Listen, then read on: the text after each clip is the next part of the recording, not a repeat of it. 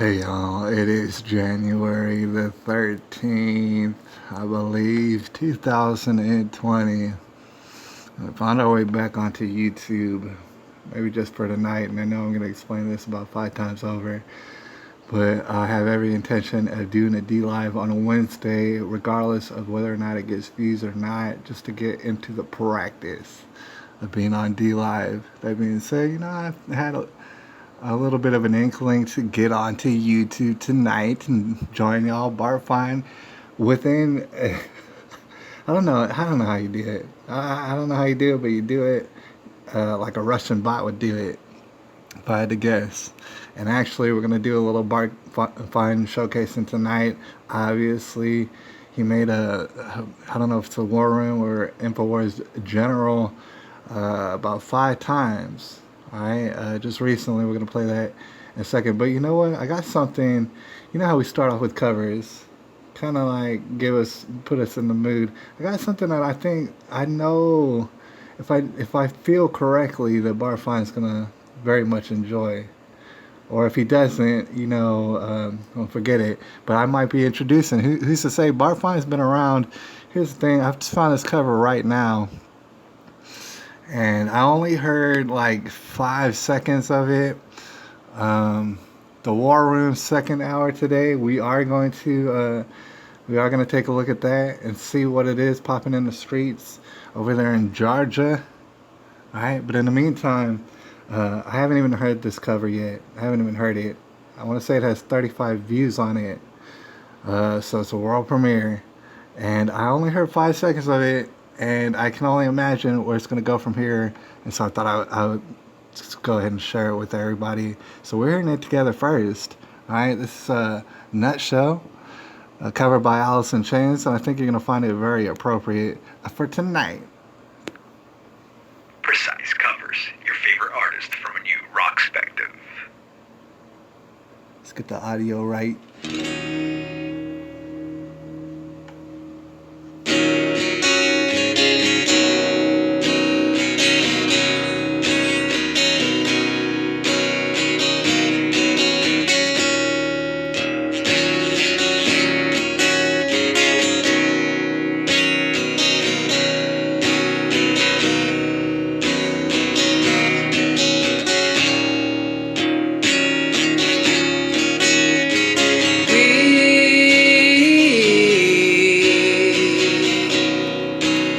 Chase misprinted lies. We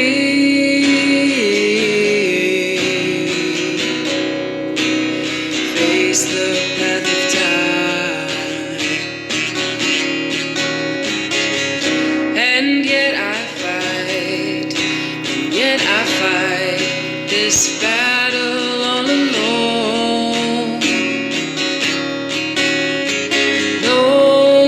To cry to, no place to go.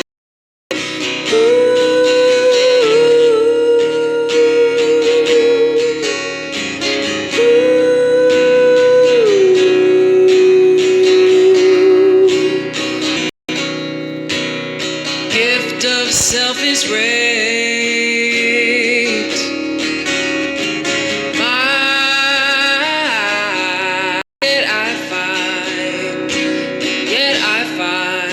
Repeating in my head,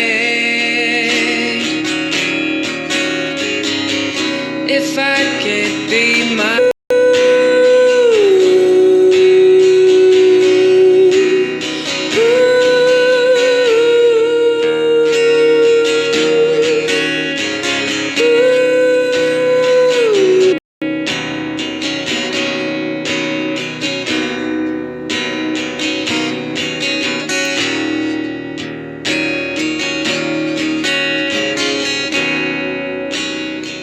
rendition. All right, and y'all know what we say about girls with tattoos. All right, I'm just kidding, but that was a very lovely rendition by these two people. I never seen them before. Just came across them. See right here, like I said, not even lying, 3 days ago. So it's not that old, but 35 views. Oh man, we're sitting on a gold mine. sitting on a gold mine here. Alright, but I thought we'd just go ahead and dive into it. Why don't we? We see Barfine's up in the building. We see somebody else up in the building. So I think we're ready to go. Alright. And of course, we're just going a little bit willy-nilly, but I kind of have two things that I definitely want to cover. And I slipped it into the title. You might have seen it. Chinese Takeover. That might concern you. For number one. And number two, Carla Faith. We do have some more stuff to talk about that lady. Yeah, that's right, that lady who kidnapped and hid 26 toddlers under the age of 3 all in a secret basement. We're going to see the developments that's going on with her. But like I said, we got a couple things that I wanted to cover in video form, actually. You know what, first things first, because we got Barfine up in the building, alright? So we might get a word from him on this. But we got some developments. So how do I do this? We go to the list. We got some developments. We got 4 videos that I kind of want to look over real quick. First one first, we're going to go on and look at Barfine right quick. Let's see if we can skip to the Barfine action. This is on the War Room with Owen Schroyer, if you can in fact hear it. The royal family take him back if he left Meghan Markle. Ooh. Oh. 5th appearance by Barfine. Is killing me. What will we do? War Room calling legend. This is Owen Schroyer. I think he's freaking out. Let's take a quick call here. They're about to start taking calls, so without further ado, the legend. Hey Owen, I have bad news for you and Alex Jones. Jane Fonda is on her way to Austin. But I have good news for you. Ted Kennedy is driving her to the airport. Come on, man. Hey, there was a good movie about that. I was actually amazed at the truth that came out. I forget the name of that movie. But on a more serious note, remember Hanoi Jane when she posed on the cannon? Hanoi Jane, when she went toward a POW camp, a Vietnamese prisoner of war camp where Americans were being held. They cleaned them up, put them out there, and when she went to shake their hands, one of the GIs put a piece of paper with social security numbers, latitude, longitude, etc., and instead of putting it in her pocket, she handed it over to the Vietnamese commander. Make a long story short, all but one of these men were beaten to death. The one that was telling this story to the Atlanta Journal-Constitution. I read this in an article in 2002. Well, you're kind of dragging me around to left field and right field now. But you said that was Jane Fonda? Yeah, that's what I call her, Hanoi Jane. What happened to Hollywood that used to actually serve in the military and be proud of this country? And then Peter Fonda imagines Barron Trump in a cage. I mean, these people are messed up, man. So wait, when is Jane Fonda in Austin, guys? Did we find that? No, it was just a joke. I don't really think she's coming. I was just putting you on there. Well, thank God. All right, Mark, thanks for calling. We'll be right Thanks. back. InfoWars Live. Alright, so that was Barfine up on the War Room. Like I said, a War Room calling legend. Alright, people might judge me. Go ahead and judge me. Alright. But my personal style is I look at certain people, like I look to, say, Alex Jones or somebody like that stature, and I look at them as generals. You might say, oh, I'm a crazy person. And I look at them as generals. They're dispersing information that may or may not be accurate, but we're fighting for our lives, basically. Feels like a war. People say, oh man, you're crazy, you're off your rocker. Hey, I'm not freaking out, all right? I'm cool as a cucumber over here, right? But I would like to I need to hear this information being disseminated from my generals. And if it wasn't Alex Jones, it would be somebody else. It would naturally be somebody else because I make it somebody else. That's not to say that they're my daddy. That's to say that I'm getting information from them. That's kind of how it works. So I say Alex Jones as the general. Owen Schroyer, obviously, is the destroyer. and all sort of other people. They built up their credentials. When it comes to, say, Bart Fine, what's happening is he's like, I don't know exactly the rankings and how to put him, but it's like he's a lieutenant or something. He's calling in. He's got different various angles, and people are putting it together. Nobody claims to know exactly what's going on, but it's some wild, wild stuff. I think we're going to get down to the bottom of some of it. Like I said from the title, we do have some Carla Face stuff to talk about before we get out of here, and some China stuff to talk about. China, that I don't think enough people actually take the time enough to think about it appropriately. Us in China. Now, people did a lot thinking about that back in the day, right? When they were talking about communist China. Now it's a whole different scene. So we're going to talk about them, not only them, but South Africa as well. Because I want to bring up a little bit of an update on South Africa if we could. All right, but I do have a couple of videos real quick that I just wanted to share with y'all. All right, just to get it on the record, I suppose. All right, just to know that we already went through this. I don't know if I shared with y'all this video, but I think this is very important. And before we get into this Cenk Uygur video, I want to add that the Bart Fine point, that was something that I didn't know, right? I had to go back a little bit, that's back a little bit before my time, and that's what's important. See, people come up with information that I didn't know, and they start saying words that I've heard before, but I didn't understand. And to include this Hanoi Jane stuff, talking about snitching out POWs. All right? Allegedly, I don't know, but that's the rumors. And I never heard of that. All right? So to bring up, I mean, most people probably hadn't heard of that, especially in my age range. All right? So it's important that we just kind of soak it all in and not freak out, because freaking out would be what they want us to do. But we're going to take note of it to include this guy Cenk Uygur. And I just want to put it on the record because, yes, he did say this. And the thing is, he said so many things. This is actually from, I forget his name on YouTube, right? Jamie Deluxe, all right? And so I don't want to play the whole thing. Obviously, go to Jamie Deluxe's thing because he's an absolute legend, right? Calling out them pedophiles, calling out them perverts. And this is just one such instance, all right? Perversion. And we're going to check it out just in case if you hadn't heard before we get on.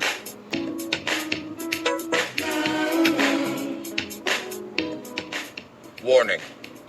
I chain smoke and I say fuck a lot. But I accept myself for the way I am. I accept you too. Viewer discretion advised.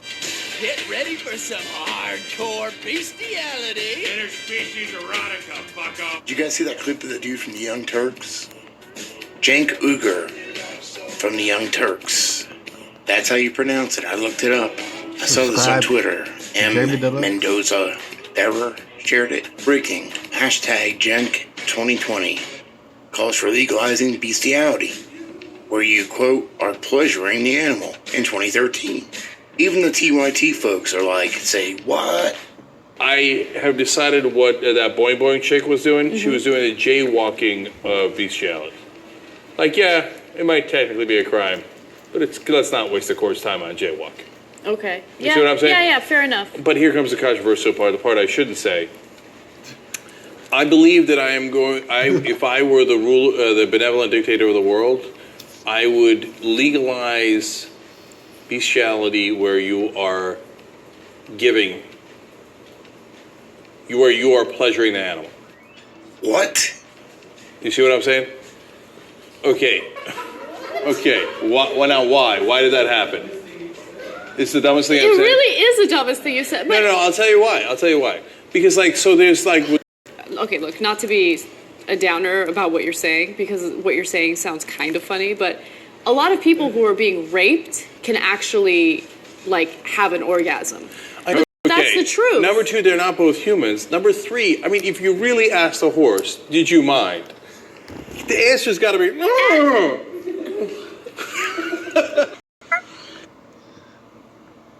All right, y'all. I don't know about you. I don't know how it looks over there, but it was just telling me about something about a poor network status. All right, trying to get on my nerves. I think China knows that we're about to talk about them. All right, and we are fixing to dive into The nitty gritty, of course, let us know up in the comment section what's really popping in the streets of that Hanoi Jane. That's where that term Hanoi Jane comes from. So they don't call her Hanoi Jane for nothing. You know, that's the thing about it. I grew up, when I grew up, I'm my own age right now and stuff, and I gotta say it's a little bit before my time. But I have heard people say the name Hanoi Jane at least a handful of times in my whole life. It's interesting how certain things just kind of graze by you, or at least they do myself. I'll hear about it multiple times and never ever look into it. So I never knew what Hanoi Jane was. All right, and we're just breaking it down into a history lesson up in this mug. And I can appreciate that. That's awesome. All right, and here's the thing. I'm looking at a globe right now, and it could be completely wrong. Maybe it's all flat Earth. Could be. But I'm looking at all the different countries and all the different relationships that these countries have with each other, either in proximity or throughout history. Maybe historically there's been perhaps battles waged and stuff like that. All right. It's all very, very interesting. Very, very interesting. I think we need to get down to the bottom of it and learn some lessons from it. And so that's kind of a reason why we're about to talk about China, for example. And also we're going to see what's happening with our man walking to Washington, D.C. as we speak. Probably he's actually asleep right now.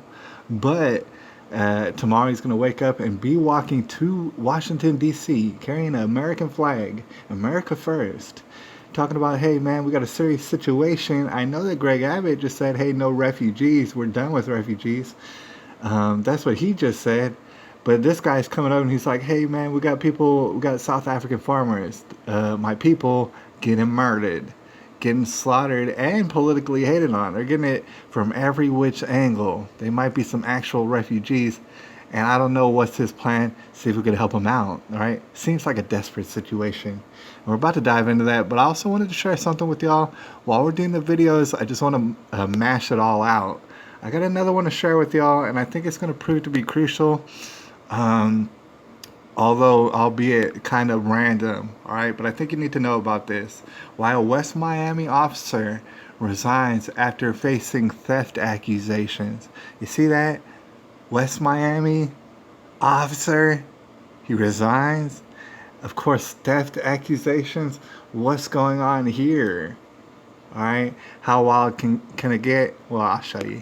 See, right here, only a local 10, a police officer accused of abusing his power for the most bizarre reason. And you won't believe the excuse he gave when questioned about it. Local 10 News reporter Ian Marble is live with the exclusive. Ian. So Edgar Diaz was accused of theft by the West Miami Police Department. It was a pretty minor situation, probably wouldn't have even made the news had it not been for the story he told his bosses to try to explain the situation, and we'll let you be the judge of whether or not he's telling the truth. Edgar Diaz is the man you see here in the red shirt, and according to him, when that video was taken, he had pooped in his pants. It all starts back in October of 2018. Diaz was working as an officer at the West Miami Police Department at the time and got a uniform replacement waiver from his bosses. So he went to Lou's Police Supply in Hialeah, gave the clerk the paperwork, and moments later, she returned with a couple pairs of uniform slacks.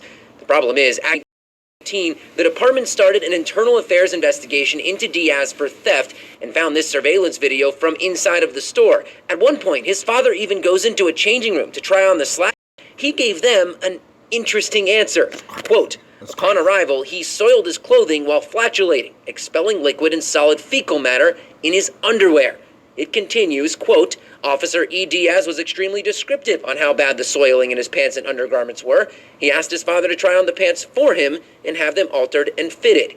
Now, there are a few reasonable explanation for why, despite feeling his pants being soiled, he made no attempt to go to the bathroom to clean himself up. In fact, you see... Apparently, Diaz wears a size 10.5 shoe. Those shoes he walked out with were a... It's over things like this where these newscasters become like detectives. They want to get down to the bottom of every detail. They're like, oh, and of course he has a this size shoe and this and that. Get going. The thing is, I just thought that was funny, obviously, because he tells a very embarrassing story in order to get away with what he's doing, and then he doesn't get away with it at all. I thought that was pretty funny, and I thought it was also kind of symbolic for probably the shit show that we're about to endure and stuff and go through. Before, maybe, I think we're going to do some screenshots. I know that I have some lined up. But before we do that, you know what? I think let's go ahead and make a detour to my Instagram, right? I'm going to take a quick look just to see what's the updates on, let's see, what's the Instagram? What? We're going to see a quick update on that boy out there. Gosh, I forget his name, but Buffalo Bower. I think his name was Justin, if I'm not mistaken. I still don't know how to use Instagram. Buffalo Boar. There we go. I barely know how to navigate Instagram still, and I'm trying so hard. Right? Buffalo Boar, that's the road to success. That's actually in front of him, obviously. And he's on the road to success. Just to get some updates. This is what people call, like, see, when you're walking in Texas, a lot of people who's new to Texas, they say, hey, where's all your trees at? All right, those are our trees. Okay? Stop judging us so much. Then we got, what is that, a horse? Something way off in the distance. Just a whole bunch of land. Of course, like I said earlier, we had a thing, and Greg Abbott, he just came out and he was like, nuts to refugees. At least for the moment, nuts to refugees. And it's not to say I have a dog in the fight or anything. It's just, I'm over here watching the situation, the possible idea of refugees from there being able to come to Texas and maybe develop. But here's the thing. Not only that, if we think a little bit more, don't they need different agriculture and this and that probably taking place in Alaska? It's a very unfounded place. It's much bigger than Texas, and it's got like way less people, right? So I don't know. As an example, I'm sure that would work everything out. But here's the thing. He's just walking through and seeing some things. I guess taking some pictures. Not very eventful. It's no crowd affair yet. Like in Forrest Gump when everybody starts following him, and he's got a big old beard. I believe my man already has a big old beard, if I remember correctly. See, there's his big old beard. We tend to do it like that in Texas. I don't know if they do it in South Africa as well. All right, but that's a man making a journey. All right, and I want to take a look at him. Now, I'm definitely depending on y'all to see what's popping in the streets. Let me know, Brenda, in Colorado, it is a crazy place, all right? It's one of those places that I sit back in Texas and I look at, say Florida, and I'm like, wow. And I look at Colorado, I'm like, damn, wow. And then I look at places like Omaha, Nebraska, and I'm like, dang, what is going on around here? And it makes me blush. Coming from Texas, it actually makes me blush. Just want y'all to know. So I see that y'all are up in there.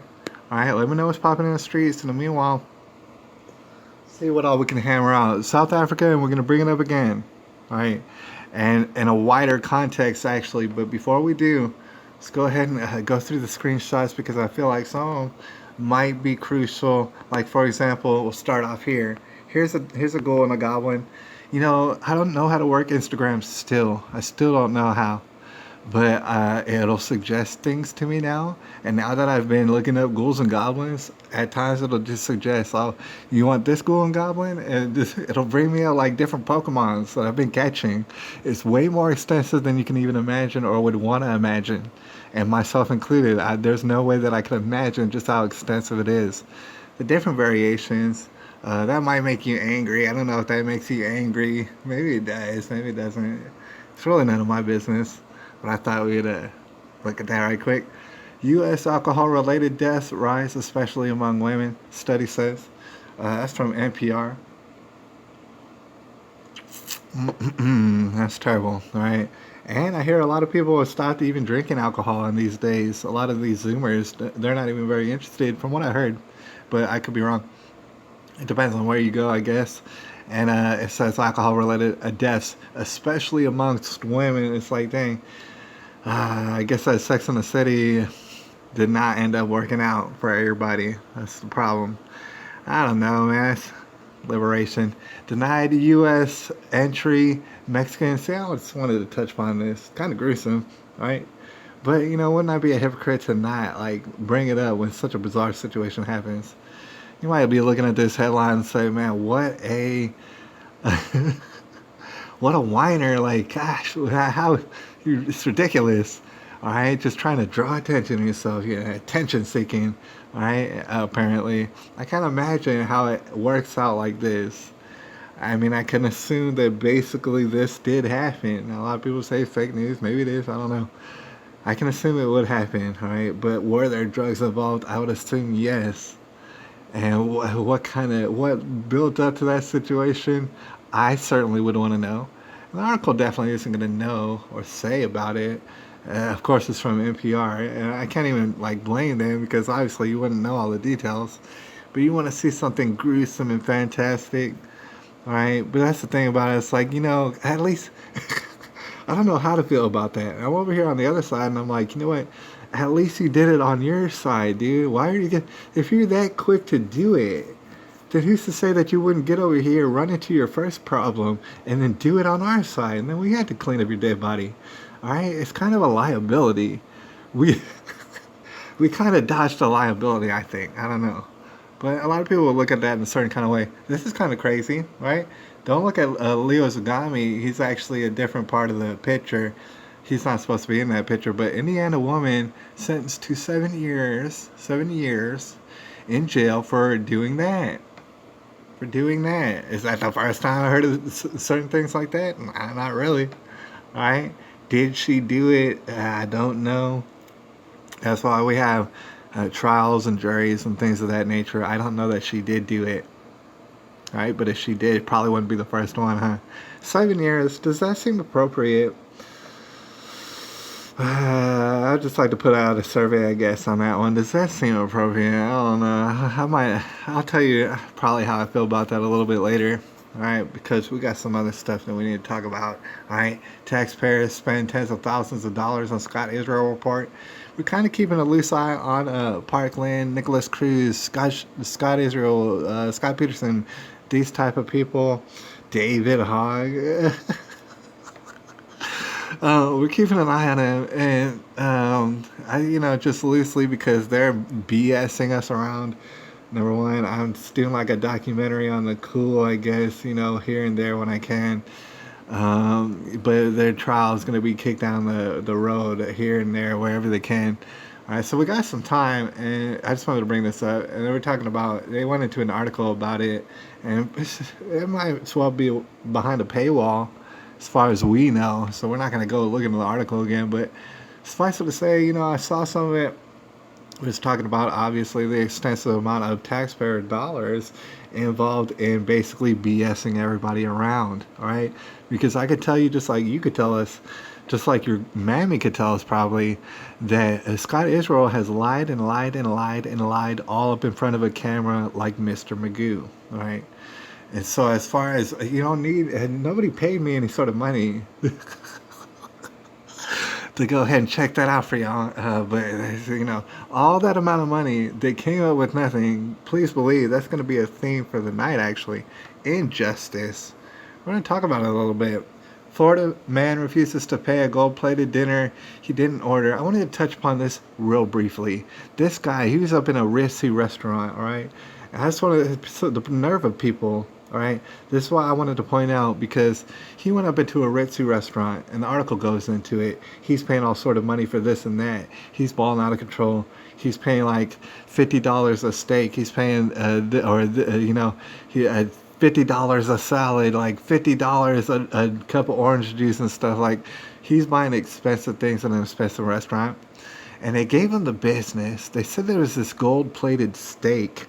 All right, so they had this big old tomahawk steak or something, and it's made for rich people and stuff. And they made it, and they plated it up with gold foil as they cooked it.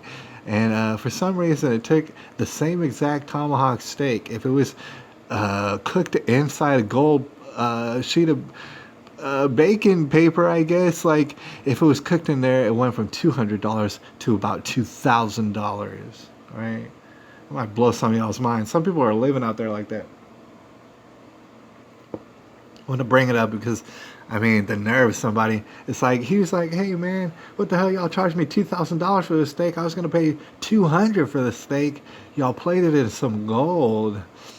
And I didn't even know that y'all did that. Y'all added that to my thing. I had no idea what y'all were doing in a bag, plating it in gold. Does that have some sort of health benefits and nutritional benefits? No. People are retarded.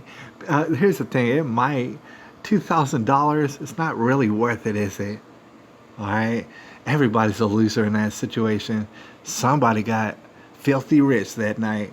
Man threatens to blow up Broward unless he finds Trump. Let's hope that this man does not get his hands on Trump, because he will blow up the entirety of Broward County. All right? It's clearly what this headline says. And I, for one, am terrified. I took a picture of that because it was funny. All right, that's a very funny thumbnail picture of somebody. That's what happens to you when you're live streaming. Sometimes it's a funny thumbnail. All right, I took a screenshot of this, and it's actually talking about Carla Faith. Now we're about to start talking about her. All right, she's gonna be something that we get to maybe next. Actually, as we dive a little bit further down into the nitty-gritty, we're going to talk about some developments regarding Carla Faith, all right? But let's just read this excerpt. Officers also found a large stack of children's backpacks in a closet inside Faith's home containing syringes and substances that tested positive for methamphetamines. That's a little taste of the absolute tomfoolery and nonsense that's unacceptable. That's like the tip of the iceberg, is what we were reading right there. All right, so that is, we're about to get wet and wild. All right, it's about to get really ridiculous. Speaking of really ridiculous, we just got another one right here. Cheer coach in San Antonio accused of, yeah, that's right, San Antonio, believe it or not, accused of what? Accused of doing what? This guy? Not this guy. Not this guy right here. What kind of student? Yeah, that's right, a cheerleading student. All right, and who's to say that he did it? I don't know that this guy did it. I don't know if this guy did it or not, but I do know that if he did do this, he was basically facilitated by a bunch of people who couldn't see red flags if they had red handkerchief flags up on their noses all day long. All right. That's a term that I just made up. But I'm just saying, he may or may not be guilty as far as that goes. But that's kind of giving you a taste of what we're about to get into. In fact, Nuremberg, he's at odds with the environment or whatever, or the aquifer. I'm calling him out. But while we're on the note of kind of perversion, perhaps alleged, attempted, at least perversion, I think it's a well enough time to actually discuss Carla Faith. All right. Now, in the title, and I must assure you that it is accurate, I plan to point out the fact is that Carla Faith is running roughshod, obviously. She's been given carte blanche to do whatever she feels, all right, with no sort of repercussions. And also, not only that, but she's being endorsed specifically, albeit maybe indirectly, by China. And China, that's not to say the Chinese people, but the Chinese people of power, you might say, of influence, of a conquering sense. There's people from China who's trying to conquer a whole bunch of different things right now. We're going to discuss it, but to include this situation, they're using this situation. I had to assure you. Let's dive into it a little bit right quick. I have an article right here that I want to say is going to give us a pretty decent insight onto some of the developments that we're going to discuss. All right, this is actually from the from the Culver City Observer. All right, it's a local paper, which lots of times, obviously, is where you go to if you want to find some really bizarre nitty-gritty. All right, and that's what we're looking for. So, former Culver City daycare owner charged with child abuse in Colorado. Right, it's January the 9th, 2020. Now, you see a picture of this lady. Anybody who's ever been able to navigate the internet knows full well that this lady is MK Ultra'd out, right? And there's basically no debating it. How else do you explain this look? How else does this look happen? Right, I don't know how to describe it, but a desperate, but also domineering type of authoritarian, if you will, glare through somebody. She's staring through somebody right now. She's not looking at a person. She's staring through a person. Alright, so totally MK Ultra'd out, just to give you a taste. And of course, any other picture that you see is going to be pretty similar. Let's see. The state of Colorado has suspended the license for, hold on. Let's not skip this. Carla Faith, a former owner of daycare centers in Culver City in the 1990s that were stripped of their licenses, has been charged in Colorado Springs with multiple counts related to her child care facilities. All right. So that being said, let's get a little taste. The state of Colorado has suspended the license for Play Mountain Place daycare in Colorado Springs after 26 children were found behind, as we've already discussed at great length, nobody denies, behind a false wall in the owner's basement. That's right, her basement, because this daycare, so-called, was attached pretty much to her residence, right? So all of the children were under the age of 3. Now, some people, that particular detail would strike them as bizarre. Some people would just go on with their days skipping about and hear children under 3 and be like, oh, so what?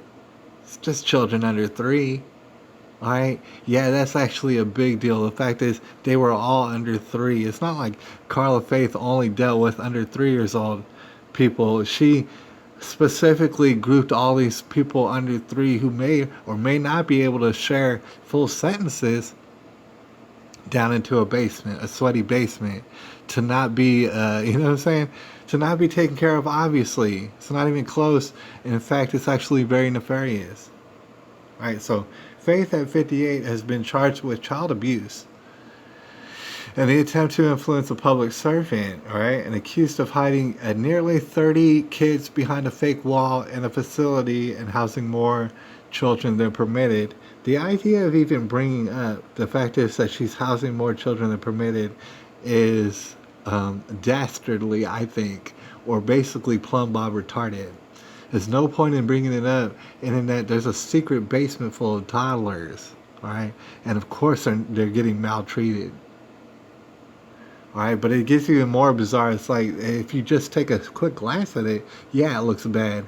No, you start staring at it, it gets horrific. Meanwhile, before we continue, I just want to say that this article might bring it up later, but look right there where it says charged with child abuse and attempt to influence a public servant. I'll have you know, if I understand correctly, the charge for child abuse that she's being charged with, believe it or not, a misdemeanor.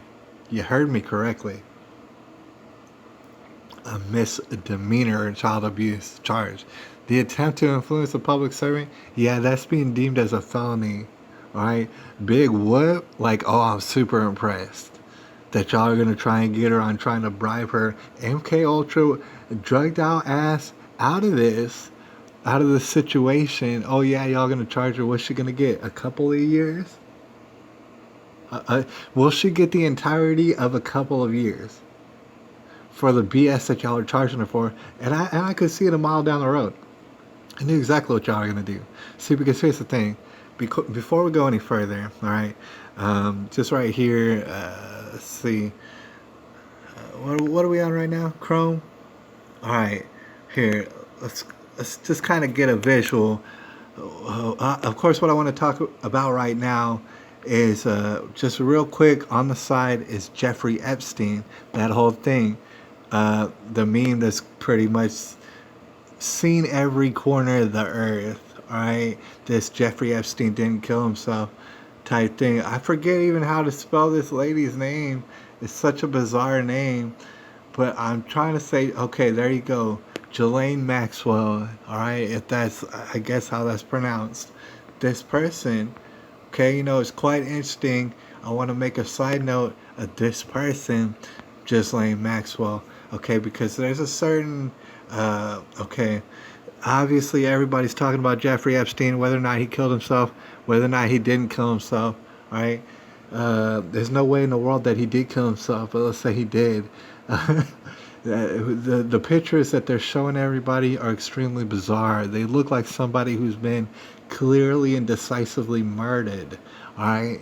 So you can imagine that people want you to know what they want you to know. There's a reason why everybody's seeing those pictures, is because they want people discussing whether or not Jeffrey Epstein is even alive. The chances of him being alive are actually very, very good. And somewhere else, getting some sort of plastic surgery, those are phenomenal chances that that's happening. But they do want you to discuss whether or not he's dead and blah, blah, blah. Meanwhile, don't even think about Ghislaine, whatever her name is, this one right here. Even though we have reason to believe that Ghislaine right here is the one who brought in Jeffrey Epstein. Basically, she made him a good fella or whatever. She made him, right? So if simple math proves that Ghislaine Maxwell is actually more of a monster than even Jeffrey Epstein is, right? And her father, what's his name? Robert Maxwell? Was that what it is? All right, yeah, he might be King Ghoul, crypt keeper of this whole thing, but see, Ghislaine over here, she's able to go off and do whatever she feels like, all right? And answer to whoever she feels like, dude. Ain't nobody gonna touch Ghislaine. Am I wrong? Let's see. Let's check out what's going on in the comments, but I did want to bring that up because it's very necessary to mention Ghislaine in this whole thing. The fact is that Ghislaine quite obviously would be more egregious than even Jeffrey Epstein. And who's to say the weird, bizarre stuff that she's done? I want to check out the comments real quick and see what's happening up in the streets, all right? Rabbi Brandon says, abusing multiple children is a misdemeanor. Wow. Yeah, we're going to talk about it a little bit more. I wanted to make this side note on Ghislaine because it's a mirror image, basically. It's the same exact thing. When we're talking about Carla Faith, the only difference is the amount of power and access. It's the only difference. All right, so abusing multiple children is a misdemeanor. Wow. This case must go deeper than the authorities want to do so. Yeah, that's what it seems. All right. I don't know if we're whistleblowing up in his mug or blowing people's minds up in here, but that is what it looks like. That's definitely what it appears like at first glance. And then it's also what it appears like when you're staring headlong into it. All right. So when Rabbi Brandon says, want to dig, she says, I want to dig it. Want to dig out the case? Want to go deeper and dig through this case? You would think so, but actually no. Certain people, they just ride off into the sunset, right? Certain questions just simply don't get answered, no matter how simple the questions are, right? Not even one question gonna get answered. Obviously, they showed us all sort of visual gibberish when it came to Jeffrey Epstein, obviously. And it's clear cut what they're doing, right? Pretty much, right? Just put two and two together. That's what we're doing. That's all we're doing. So Ghislaine Maxwell, you start to understand what her sordid past must be in her background, probably, allegedly, considering who she's affiliated with, to include her father. All right. So, but to go back to this, we're talking about Carla Faith. All right. And so as we go on a little bit further, I think you're going to start to perhaps come across the theory that there's a network of different subordinates leading up to Ghislaine Maxwell. Who knows? Maybe Carla Faith even knows Ghislaine Maxwell. Who's to say? But anyways, Faith 58 has been charged with, like we said, child abuse. That's a misdemeanor, according to some sources, right? So in the 1990s, Faith operated Faith Family Daycare in the 1990s. Also, way back. housed in at least 2 homes on Madison Avenue and Lafayette Place in Culver City. Only one was licensed for 12 children, and it becomes, see, this is where the issue is, where there is no issue. Pretty much it is illegal and you shouldn't be doing it, and in that, okay, she's licensed for a certain amount of children, and then she winds up coming up with all sort of more children, right? That's illegal for a reason, right? For very good reason. But she's been skating around this law, kind of bending it at her whim since the 1990s. You might call it habitual, right? So the daycare centers were later shut down by the state. And as we discussed on previous broadcasts, shout out to the 3 people up in the building. I appreciate you. But as we discussed in previous broadcasts, that's what's interesting about child care. You might think of that as paramount, but some people do not. As far as child care goes, you could totally mess up to the point of absolute abuse on children, and then go to a different state, and they'll have no idea what the heck you did over in that previous state. And then you set up shop and do a daycare thing at that state, and so on and so forth. Just as many times as you get caught, I guess. That's what it seems to be. All right. So according to the report, in April 25th, 1998 edition of Los Angeles Times, like I said, we're going way back for this. After initially being denied entry into the residence, listen to this one closely because I had to actually read it twice in order to actually understand what it was saying. Quote, after initially being denied entry to the residence, mind you, that's in reference to the parents of the daycare, like they come to pick up their kids, being denied entry, all right? Investigators, well, actually, this was investigators coming in. So either way, being denied entry, investigators found 2 staff members hurrying off through an alley with 31 children between the ages of 18 months and 4 years of age. I mean, is that a pattern to y'all? Of course it is. Right? This is back in 1998. Running through an alleyway. 31 children. Why in the world would you ever think to do that? Unless what you knew you were doing was illegal, in fact, extremely illegal. Right? But however, it's not too much punishment involved, as we're about to find out. So, quote, they were racing children down the alley to a place where they could hide, obviously, said one investigator who spoke on conditions of anonymity. Why he did that? I couldn't say. Maybe he was investigating some weird, wild stuff. All right, so, quote, these were little kids tripping and falling as they were being herded along. Some didn't even have shoes on. I've never seen anything like it. All right. So this is a previous history that we're talking about, right? This is what's been known.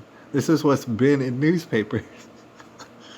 All right, but okay, Jermaine Aboud, whose son attended one of Faith's daycare facilities in Culver City where staff was caught hiding children, told Fox News in Denver last month that Faith is, quote, is a sociopath.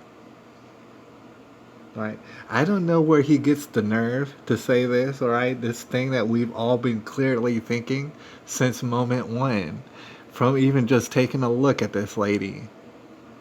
All right? I don't know where he gets off, but it seems as though he has reason to believe that since the 90s, this lady has been a out-and-out sociopath, gathering up ganders of children who cannot witness to what it is she's doing to them.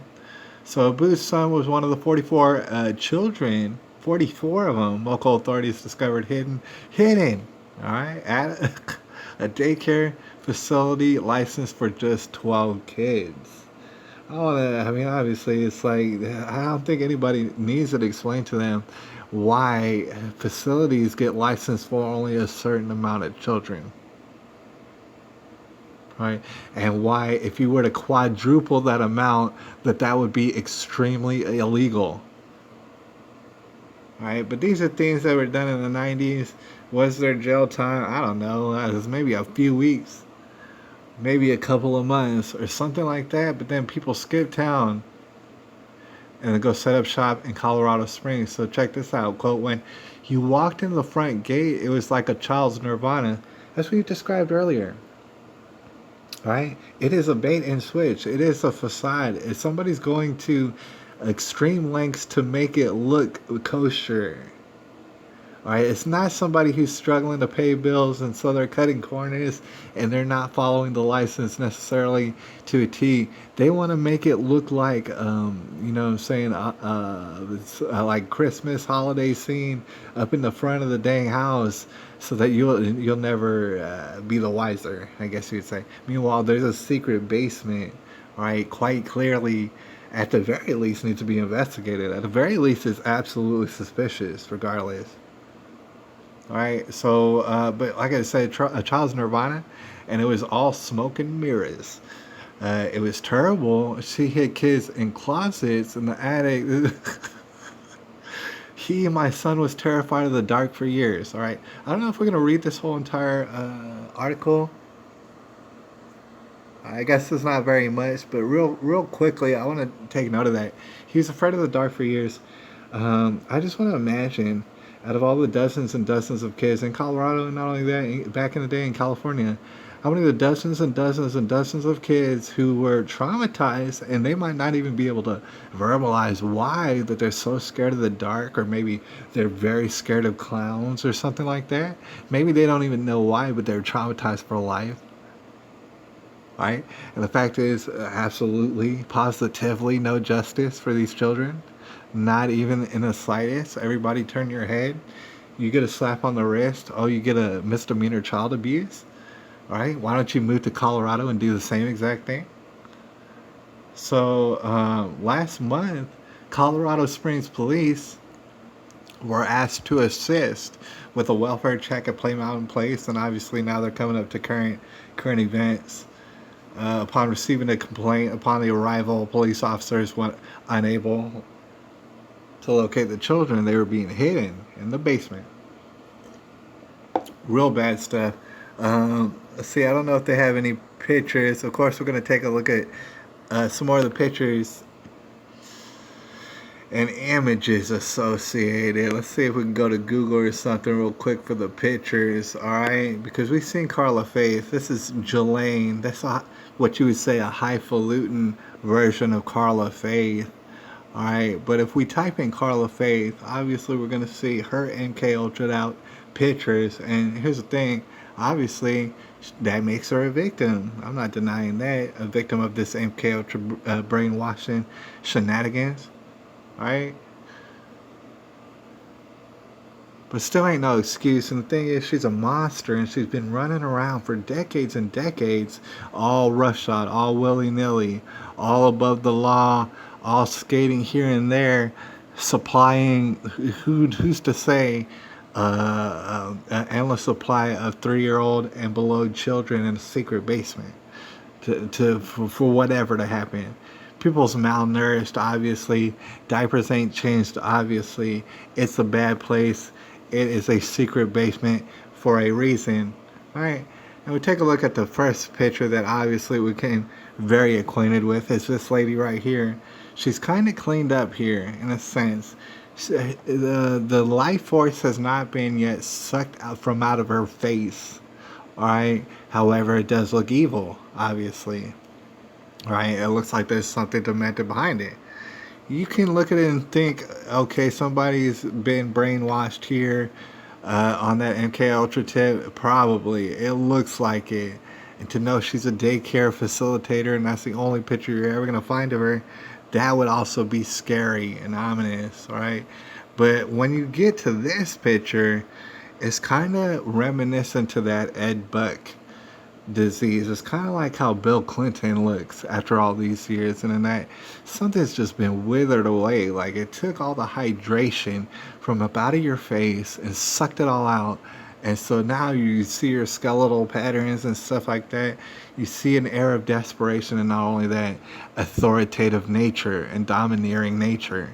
All right, an unquenchable thirst for domination is what you see quite clearly.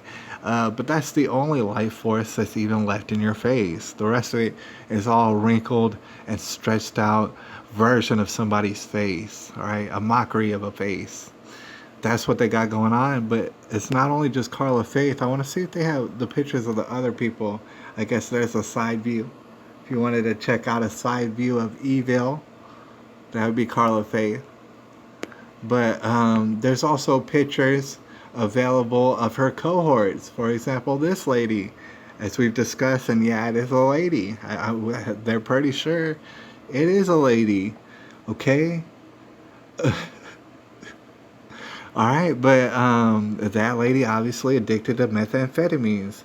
Probably the source of the methamphetamines that was in one of the backpacks up in a closet, all with the other backpacks, liable to get mixed up with each other and stuff like that. Obviously, of course. Was she the only person tripped out on methamphetamines?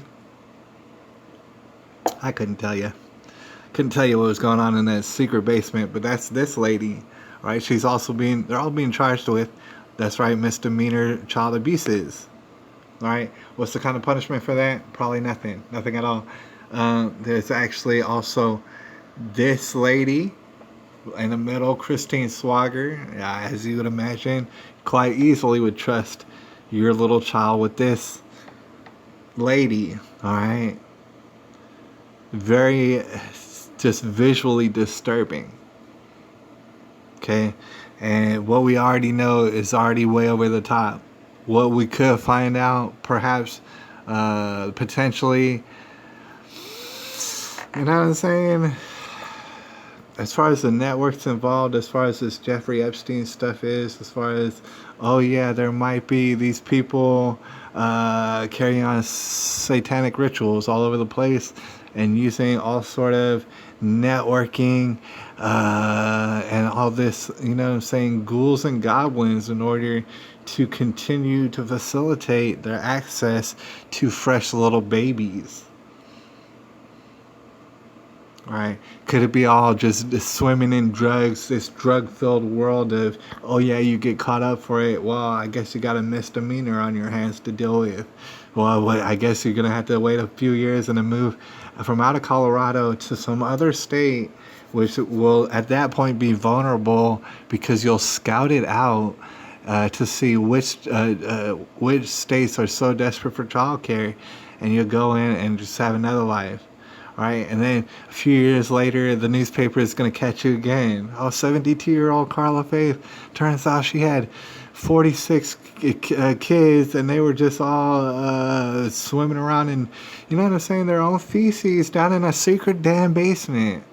All right, and they were like, oh yeah, maybe we should do something about it now. All right, I believe that's what we're looking at now. As that's been established, like I said, from what I understand, and we're not going to look at them right now, but there's several different articles. If we were to Google Carla Faith, in fact, are we on Google? Let's see, if we were to Google Carla Faith, how do we go back? Where are we at? And we go to the news, right? You're going to see all these articles, and we're not necessarily going to go into them, but obviously it's going to be copied and pasted. Daycare owner Carla Faith faces a judge in a child abuse case. That's right, a misdemeanor case. It's going to be awesome. Women arrested in Colorado Springs daycare scandal appear in court. I wonder if they got any of that on video. All right, I'm going to do a little research later and find out, but basically they all say about the same thing: misdemeanor child abuse. And they're going to bring up the idea of felony, like trying to obstruct or trying to like offer some sort of bribe or some, I forget what it is exactly. It's going to amount to less than 2 years in prison, in which Carla Faith is going to escape town and do exactly what she was doing to begin with. All right. You know, that's what you can find on that end. But now, as we start to close out, start to wind it down, all right, I want to discuss, you know, like it was implied up in the title, China. What does that have to do with China? What does Carla Faith have to do with China? All right, I'm going to attempt to go kind of deep because I had a kind of a deep thought earlier, and it was about China, right? And it was about for example, are enemies. I quote enemies in certain various respects. I was thinking about China. I was thinking about the idea of enemies. I was thinking about America and our role in the globe, in the world, in the you know what I'm saying, in the flat Earth of all these different countries. Our role to play. I came to kind of a deep conclusion. I don't know if it's correct, but it's something to think about. All right, we're thinking about China, for example. I was taking a look into China yet again because of South Africa, actually. I was doing some research on South Africa, and I believe if we go to my YouTube, there's actually a video that we're not going to look at, but I just wanted to look at the thumbnail and stuff, and it's kind of interesting. But there's a few people talking about it, actually, and it was just a taste of the fact is that people were talking about it. South Africa. Gonna broadcast. Alright, we know what we're doing. Alright, see right here, the dark side of China's deep ties with South Africa. It's not only because China uncensored, and the thing is, that's a pretty, that channel is very extensive, and the thing is, we're gonna start looking at a lot into China for very good reason. Right? And I hope that everybody is gonna completely understand why we're looking specifically at China from here on out. You know, for good reason. China and their deep dark ties with South Africa. All right, I found this kind of interesting, and although we're not going to watch the video right now, you can go ahead and check it out. Like I said, it's going to be substantial. I don't think you're going to be disappointed, but the thing is, when it comes to South Africa, we were looking into it. On the previous broadcast, we discussed all these different various problems going on with South Africa, stuff that they might want to work out if they wanted to make their country better. Right, just as suggestions. I mean, obviously, you're gonna want to tone down all the rapes, and I mean it. You know, not so many rapes. I mean, it's a really good window into seeing about a certain society. It's just how many rapes take place, and if they take place publicly and all this sort of stuff. It's like, all right, tone down those. Obviously, that's a problem. Y'all admit it. That's a problem. The immigrant violence, so to speak, all right, there's a problem at the Charles border, and with tribalism, it's been like a big thing for a long time. I suppose you got that kind of problem. You got the white farmer problem, like we brought up. Here's the thing. For example, the whole colonist rhetoric is used in South Africa just like it's used in America. Everywhere else they say, oh, you're colonists, you must have stole all this land and stuff. Meanwhile, it doesn't really make sense necessarily. Meanwhile, all right, what took place in South Africa could likely take place anywhere else. Is that history is all skewed and all mixed, mashed up. All right, does not make any sense, and they use it against the people in order to start villainizing a certain group of people. A lot of people's minds get blown when they think, oh man, white people are getting discriminated against in South Africa. Be like, yeah, there are a lot and stuff. And it's like, it's by a twisting of history and logic that has made this possible. And that they look at the farmers and say, oh, look at all the farmers, aren't they all white? Meanwhile, the country's filled up with black people. Certainly that's true, but as to which people showed up first, that's obviously up for debate. Right, but not to go on to the big history of it, it just seems to be that you have in South Africa demographics of a whole bunch of different people, to include mostly white and black people. And then, of course, you have indigenous people from South Africa originally who do not look either white or black. Right, neither one. Okay, so you got all these people, and you got just an influx of what you would call sub-Saharan black African people. It's a whole bunch of them. Turns out a lot of them are in poverty and stuff, right? And I have no idea how they got that way, but there's apartheid in that whole history, and everybody's taught that. This whole apartheid and the segregation and the separation, we're taught about that to no end in public school education in America, for sure. All right. Meanwhile, there's a whole history of stuff that takes place before apartheid and subsequently after apartheid. Right, it's real bad, leaving a kind of a sentiment that, oh, look at all these white farmers, they got all this land. Meanwhile, we don't have any land. We're all poor and poverty stricken, so it must be their fault because they're white. They don't look like us. Their ancestors must have conquered our ancestors, and you could tell how their line of reasoning goes. It's the same line of reasoning used in the public school education in America. Right? That if you're white, you must have somehow benefited greatly from all sort of slave activity or stuff like that. Right? So, meanwhile, not only is there a political animus towards white farmers that's been established a long time ago by much better researchers than myself, it's an animus towards the white farmers, and in fact, it results in a whole bunch of vigilante style, but not with community, just with rogue groups of people going around murdering these white farmers. And yet still politically demanding that they get off their land. Meanwhile, they don't have a place to go necessarily. And at the same time, a large influx of people getting murdered, right? Not to go too much off on a tangent, but just to bring people up to speed. A lot of people already know these details, many different various details to be said about South Africa, but just to keep it kind of simple, to narrow it down. From what I've seen from the outside, being from an American perspective, right, it looks as though the large number of black people in that country are being used, right, like tools, right? And I'm not trying to make a judgment against them, but they're being used in that what they're basically calling for, whether or not they realize it, and I know a lot of people probably do, is what they're advocating for is straight up communism. Right? And what they don't even get is, yeah, you can run roughshod all over the white folks, the ones who actually do know how to farm. Meanwhile, y'all don't know how to farm. It's going to be total calamity if and when y'all do take over, y'all basically going to starve, all right? And everybody knows it.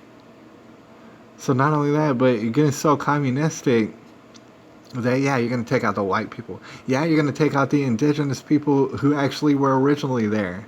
And you're going to totally discriminate against them the way that you have been doing. All right, just to speak in generalities about the South African, government, although I'm sure there's a lot of different facets. Speaking in general, that's basically what's happening. They're using that big populace of sub-Saharan Africans against everybody in a communistic fashion. And what's interesting to note is a lot of people who get in that communist revolution type, they might not even know, they might not be realizing that they're getting used because they're thinking, oh, we're all black, this is black power and stuff, we're taking back our power. No, not necessarily. You're just establishing a clear-cut road to communism. Meanwhile, you might ask yourself, okay, where did they get the idea of communism? Maybe they organically just thought it up by themselves. Probably not, actually. What makes the most sense is that they're being on little puppet strings, if you will, their whole government, the entirety of it to include like their president. I forget what's the name. But pretty much all these political parties, what they're getting is their little strings pulled by the Chinese. And they sold out. Those ones who are being ruled over by the Chinese with the puppet strings, they sold out, right? They wanted that money, and they got it. They got more than enough. They're on a gravy train. Everybody else going for that communist thing, y'all are quite obviously, they're sowing the seeds to their own destruction. For certain, because they're just establishing the communism, right? And when the communism is established, it doesn't solidify the fact is that they'll control it. When I say that, I mean sub-Saharan black people, they're not going to control it. The Chinese will control it, just as they set out to do. That's why they funded the whole thing. They're funding the entire thing, right? And it's kind of a covert way. Obviously, people know that there's business dealings and stuff, but when you really dig down into it, who's the ones really calling for communism up in South Africa? See, it makes it a black and white thing. Meanwhile, it's a Chinese thing. And almost, if you look at the Chinese perspective, it's like, okay, we're not talking about all the Chinese people, obviously. I got to stress that, and for good reason. But we're talking about these Chinese conquerors out there, of which there are many, who are going around the world and straight up buying up basically everything, and then going stopping at no length to pretty much divide and conquer every land that they get into.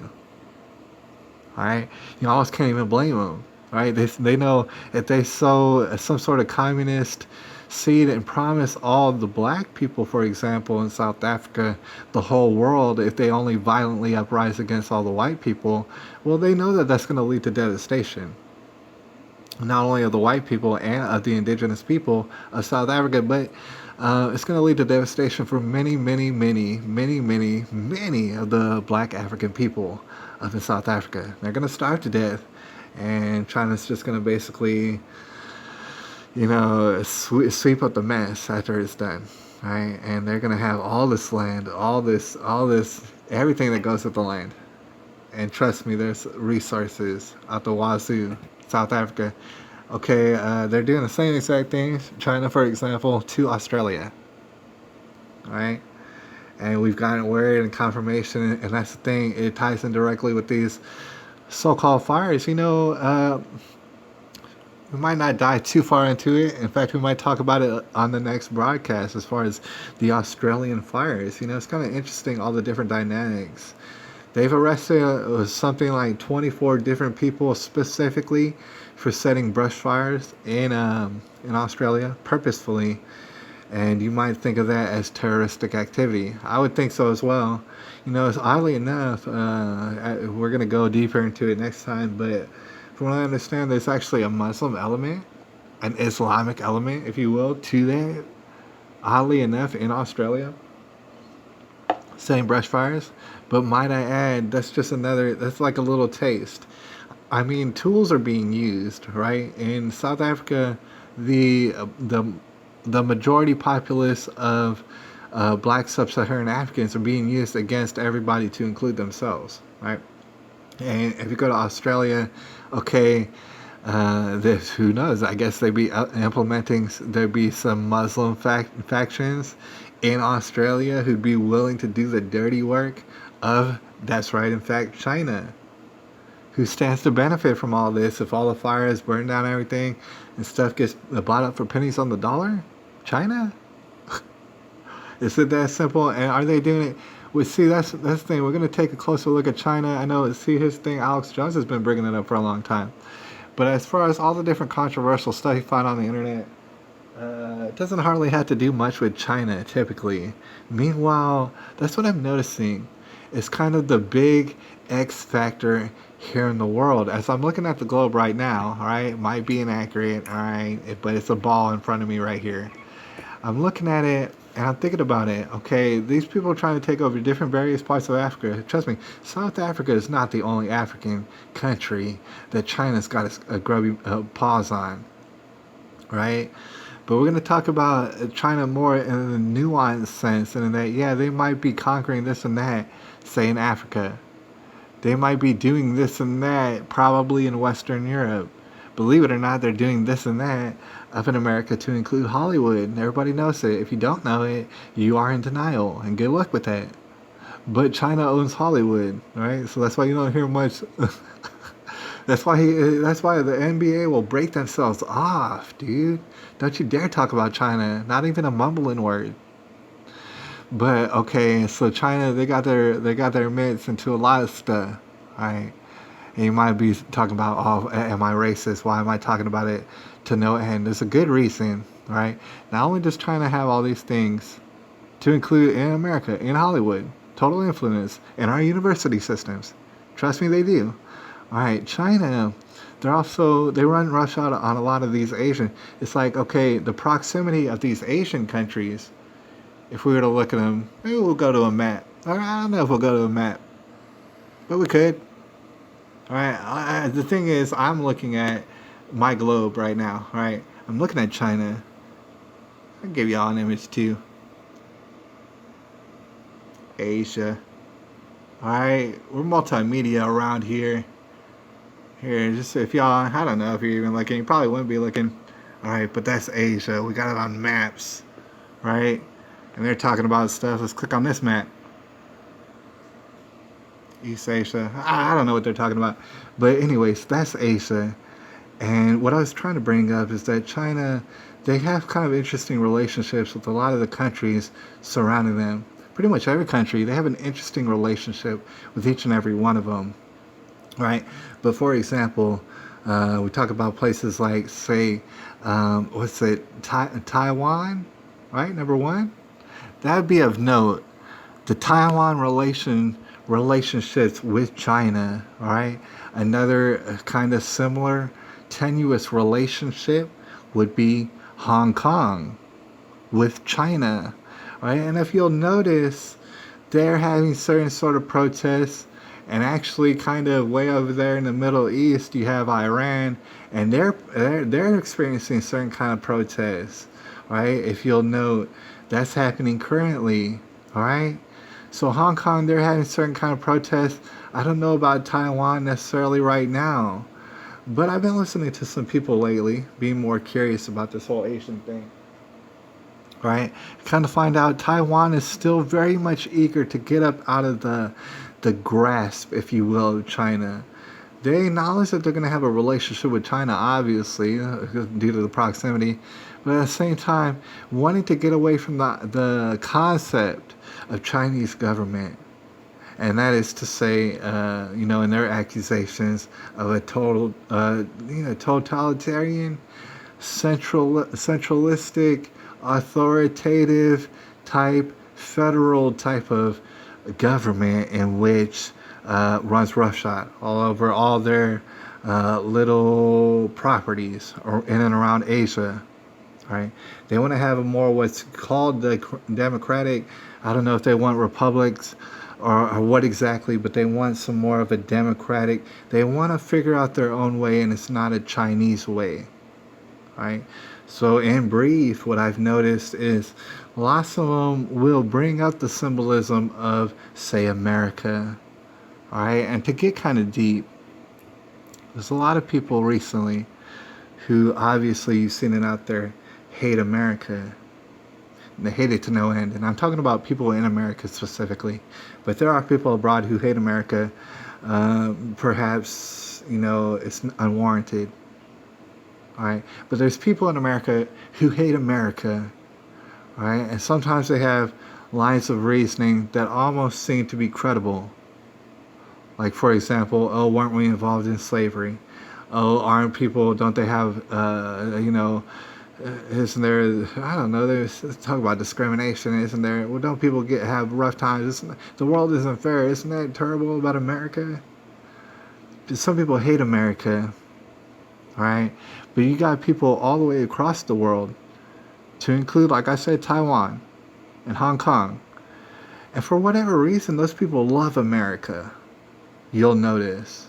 Certain ones of their radical youth have embraced America more so than half of the day. I wouldn't say half, but close to half of the people who live in America, who seem so ungrateful that it's unbelievable. To where it's like more and more so, you can't help but just want to kick them all in the ocean, in their butts, into the ocean. All right, you might as well just start building boats. Let us start building boats and get the hell up out of America.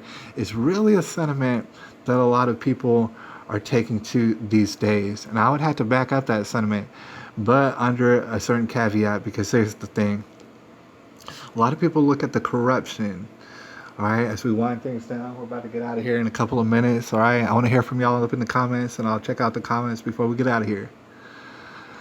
All right, but a lot of people look at America and they think all the corruption, all this and that, all the tomfoolery, if you want to go back to slavery, they'll think about that. They'll think, oh man, America's wrong. No, actually, America's pioneers. You understand that? We're the people who actually got rid of slavery from across the world. We're the ones who kind of made it obsolete, believe it or not. And there's a reason why we're so prosperous. It has everything to do with Jesus. I know that that's like, a moot point for a lot of people, but it has everything to do with that. And we're going to actually talk about that in great length in one of the future broadcasts coming up soon. We're going to talk about that. Everything to do with Jesus and nothing else. All right. So America incurred all this prosperity during a certain point, and we've been living off the fumes of that prosperity for a while. It's going to run out, all right? We are no longer cooking on all cylinders. We haven't been for a long time. We're working off the fumes of yesteryear in which America was great at a certain point. All right, we're trying to work our way back up to that greatness. But some people look at the corruption of America and they think of America as the great evil, and that's why they get to be hating America. They're like, oh yeah, we're so corrupt, we're so evil, blah blah blah, this and that. Well, you know what? There are corrupt people. And you know what? There is evil. And I would say about America, likely we have the most corrupt people, to be honest, because there's a thing about America, it's kind of wild, is that everything's bigger. I got to assure you, we do everything bigger and harder than everybody else. And a lot of people, to include eating, like, dude, we don't know what's, we don't have no sense. But in America, we do everything to the extreme, right? To include the corruption, right? Some people might think, why is it so corrupt in America? Because everything is so over the top in America. I come from Texas. It's wild. It's wild. All right, but there's a reason why there's these two factions to include across the world, such as in Taiwan, such as in Hong Kong, such as in South America, such as in Australia, where people are starting to lift up the American flag. This is not a new thing. People from across the world, all over the place, have been looking up to America. Why? Is it because of our corruption? No, believe it or not, it's not because of our corruption. It's because of the idea is that, you know, you can have a choice in what you're going to grow up into. You're not necessarily in a caste system. You could pick yourself up by your bootstraps and be any old Joe from down the street and make it, and you know what I'm saying, the upper echelons of America. If really that's what you want, you could do it. It's an inspiration around the world, to include in Asia. The idea of it. The idea of it's your choice. What do you want to do with your day? Oh, that's up to you. Right? Oh, you get to decide. Oh, you get money for doing things. Oh, you get to spend your money on what you want to, and your budget is your responsibility. And if you don't have no money, guess what? That's your fault. But meanwhile, the risk is so much worth the reward. And you know, when it comes to Asian people in general, they come to America. Typically, they make a lot of money, or a really good amount of money. They usually wind up in the upper middle class as far as Asian people go. Eventually, that's where they're going to wind up. Of course, there are some poor people, I'm sure. All right. But just to bring it back to the simplicity, America, see, they're bringing up the American flag. They're holding up Pepe. They're doing all these things. What does it mean? What it means is they're choosing between two different factions, all right? They may as well be the only two factions that exist in the world. Between America, albeit so corrupt, these haters of America, they're talking about how corrupt America is. Meanwhile, we're the ones talking about Carla Faith. We're the ones talking about Ghislaine Maxwell.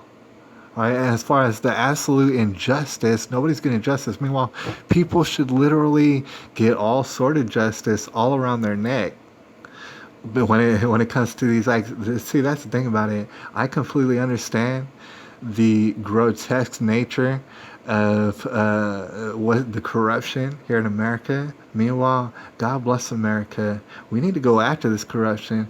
We need to stomp it out. I think that's what we're in the beginning steps of doing right now in America. Is first we need to find out.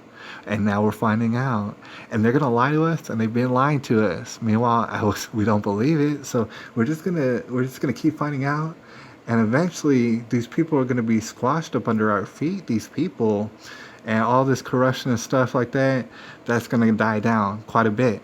Quite a bit. At that point, meanwhile, it is two factions. So the American faction, the ideal of it doesn't matter necessarily what your color is. What matters is how hard you're willing to work, knowing that it's a whole competition around you. You need to be better than the person before you.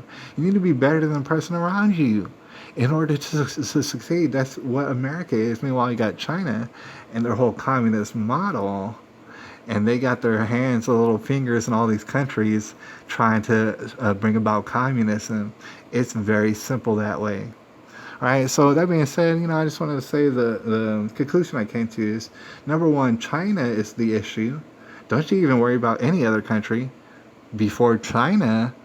Not only that, there's no excuse to be racist because Chinese people is like, I don't know, 1/10 of the amount of people on Earth. Like, they have a lot of people, right? So to be racist to all Chinese people literally never would make sense.